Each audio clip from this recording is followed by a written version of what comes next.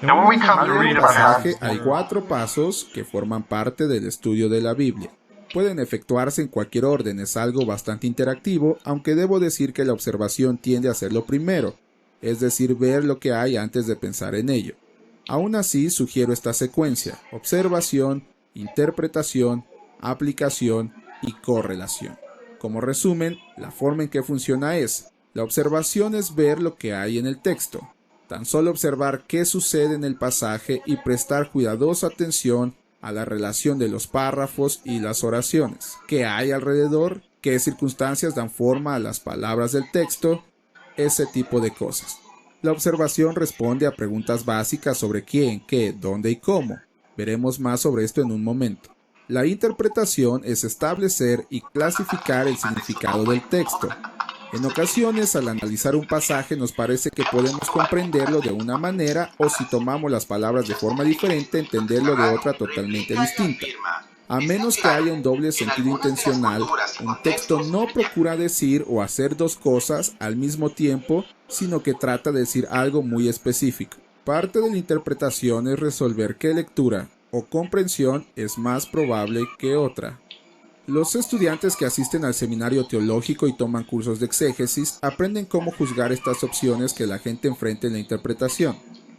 Y si tienes acceso a un comentario, como tendrías en el software bíblico Logos, encontrarás que las discusiones sobre las alternativas de significado de una palabra y cómo esa palabra impacta el significado de la frase o pasaje es una característica importante de lo que los comentaristas suelen describir.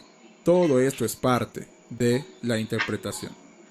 Ahora viene la aplicación. ¿Y ahora qué?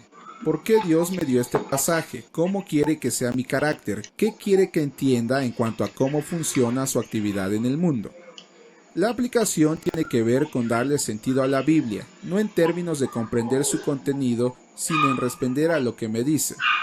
La aplicación es una parte muy importante del estudio bíblico porque nos alienta a ser sensibles a Dios y nos guía en cuanto a cómo pensar y vivir. Esta última categoría toma el pasaje que analizo y lo relaciona con otros pasajes de la Escritura. Es como una bola de nieve, crece, crece y crece a medida que nos familiarizamos con lo que sucede en la Biblia, a medida que trabajamos en más y más pasajes. Comenzamos a ver qué quiere decir un versículo determinado, mientras que otro texto dice lo mismo en otro lado. Y esa habilidad de reconocer los límites del texto, hacia dónde va y cómo se aproxima al tema, de qué ángulo viene, y ese tipo de cosas, y cómo se compara a otros pasajes, constituye la parte más compleja de la lectura bíblica. A veces hay una tendencia de achatar la Biblia, hacer que todos los pasajes digan casi lo mismo. Pero con frecuencia lo que Dios hace en su palabra en ciertos temas es mirarlos desde un ángulo en determinados pasajes y en otros textos les da una aproximación diferente. Y eso profundiza la cuestión de manera que un pasaje contribuye de un modo con la idea y otro la evalúa de una forma distinta. Comencemos con la observación. La observación involucra preguntas como quién, qué, cómo, cuándo, dónde y por qué. Y todo lo que hacemos en este paso es ver qué hay ahí. Para comprender la observación y los otros pasos, no hay mejor manera que mirar algún pasaje. Exploremos entonces Hechos 1:8. Voy a leerlo y tú podrás seguirme.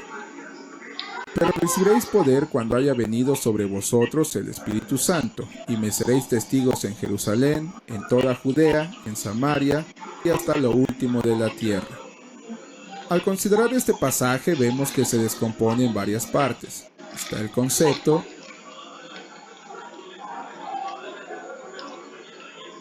de que seremos investidos de poder desde lo alto y equipados para el ministerio, lo cual constituye una observación clave. Este es el tema principal de este texto.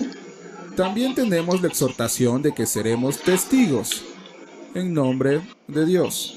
Testigos es un término técnico en Lucas y Hechos, y así que en este punto no solo observamos la palabra testigos, sino que también definimos que es un término realmente importante. Ese término y poder son quizás dos de los más importantes en ese pasaje. Por lo tanto, podrás hacer una pausa y decir: Haré un estudio de palabras, estudiaré las palabras poder y testigos, y eso me ayudará a orientarme en el pasaje.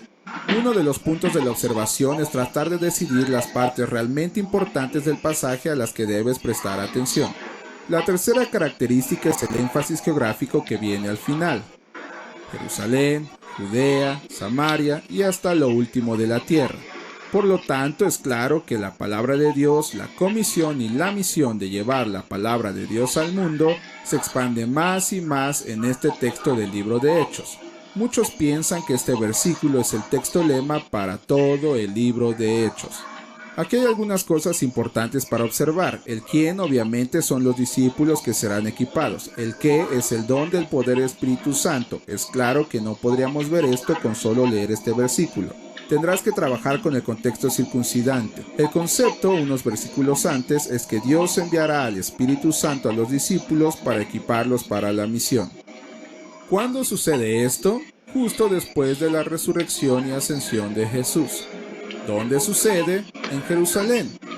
¿Cómo sucede? En algún momento Dios comenzará la distribución del Espíritu.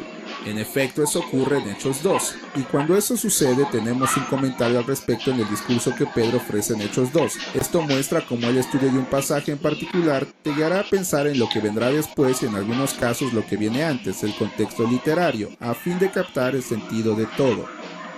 ¿Y por qué vino el Espíritu? Buena pregunta. El Espíritu ha venido para equipar a los discípulos, para que puedan ir al mundo con una capacidad especial para representar a Dios, un poder que no tenían antes de que el Espíritu habitara en ellos. ¿Cómo sabemos que no lo tenían? Solo mira a Pedro antes de que el Espíritu llegara.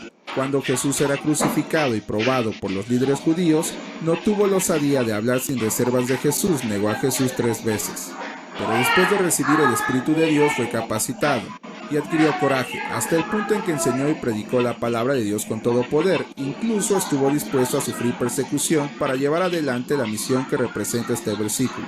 Creo que puedes captar lo que es la observación, comienzas a orientarte en el pasaje y comprender lo que es importante, con el propósito de descubrir qué se necesita estudiar y mirar con atención. Una vez que hayas hecho este paso, estarás listo para zambullirte realmente en el pasaje y mirar hacia dónde se dirige.